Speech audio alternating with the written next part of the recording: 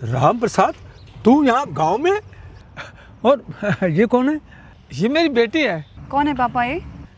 ये बेटा मेरा बचपन का दोस्त है, गंगाराम। अच्छा, गंगाराम अंकल जी, आपने बताया था इनके बारे में। हाँ। और गंगाराम, ये किस्मत का खेल देख, हमें तुम्हें किस्मत ने फिर से मिला दिया है। तुझे याद है जब हम तुम जवान थे तो मैं तो गांव छोड़कर शहर चला गया था और तू यहीं रह गया था गांव में खेती बाड़ी करने। यहाँ खेती कर रहे हो, धूप में काम कर रहे हो। अंकल जी कैसे रह लेते हैं आप इस गांव में? आपको पता है हमारे पास पर्सनल गाड़ी है, हम लोग कहीं भी जाते हैं तो हमारा ड्राइवर हमें ड्रॉप करता है। और अगर आप लोग कहीं जाते होंगे तो आप लोगों को बस का वेट करना पड़ता होगा। और अगर बस का वेट करते भी हैं तो आप लोग यही सोचते होंगे कि हमें बस में सीट मिलेगी या नहीं। बिटिया, ठीक है, मैं मानता हूँ, पर क्योंकि अब आप लोग शहर में हैं तो उस हिसाब से आपकी इच्छाएं भी, ज़रूरतें भी असीमित हो जाती हैं। पर हम गांव वालों की इच्छाएं बड़ी सीमित हैं और उस हिसाब से हमारे पास सब कुछ है। हमें किसी चीज़ की कोई भी कमी नहीं है। हम भी खुश हैं, हमारे बच्चे भी खुश हैं। आपके बच्चे यहाँ गांव में कैसे सरवाइव कर पाते हैं? आई मीन इतनी गर्मी, धूप, यहाँ तो स्कूल वगैरह भी नहीं होते होंगे ना? अंकल जी, आपको अपने बच्चों के बारे में कुछ सोचना चाहिए।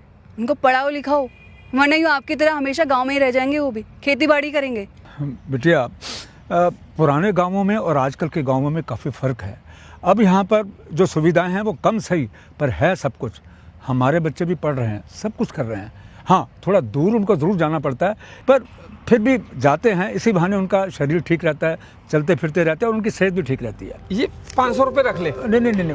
अरे तो रख ले, देख बच्चे भी तो हैं ना, बच्चों के लिए कुछ खाने पीने को ले जाना है, मिठाइयाँ ले जाना है, कुछ खिलौने ले जाना है। राम प्रसाद, और सुन, तो इतनी तेज धूप में आज पसीने में काम कर रहा है और कुछ तू भी खा लेना। अरे रख ले। अरे रख लीजिए अंकल जी, 100-200 रुपए कमाने के लिए दिन रात एक करते हो आप, और आज आपको ये 500 रुपए फ्री में मिल रहे हैं। रख लो। अब देखो बिटिया भी कह रही है, रख ले। पापा चलो यार, बहुत धूप लग रही है, मेरा मेकअप भी खराब हो रहा है, पसीना आ रहा है बहुत। ठीक है गंगाराम, चलते हैं। हाँ बेटा। पापा कहाँ से है रास्ता? मैं थक गई हूँ, मुझे चक्कर आ रहे हैं पापा, भूख भी लग रही है, कुछ है भी नहीं हमारे पास खाने के लिए। गांव दिखाने के चक्कर में ना पापा हालत खराब कर दिया आपने मेरी। बेटा अपने को संभाल बेटा, मुझे लग रहा है कहीं रास्ता भटक गए। यहाँ तो कोई रास्ता नहीं दिख रहा, कोई नहीं दिख रहा बेटा, थोड़ा अपने को संभाल, मैं देखता हूँ। पापा अगर मैं और चली ना, मैं सच में गिर जाऊंगी। मैं देखता हूँ बेटा, मैं देखता हूँ। राम प्रसाद, क्या हुआ बिटिया को?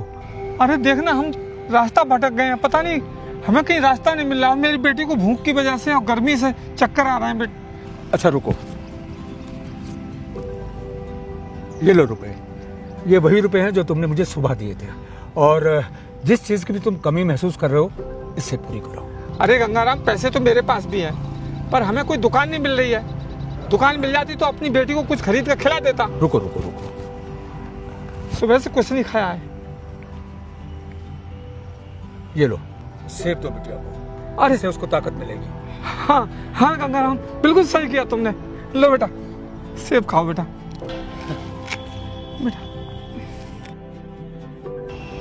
क्यों बिटिया, अब कुछ ठीक महसूस हुआ?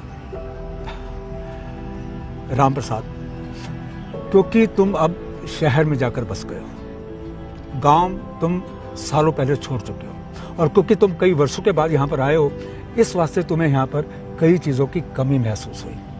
तुम तो शहर की तरफदारी में ये भी जाकर भूल गए कि जितने भी शहर हैं ये कहाँ से आए? ये गांव से ही आए हैं, गांवों के ही शहर बने हैं।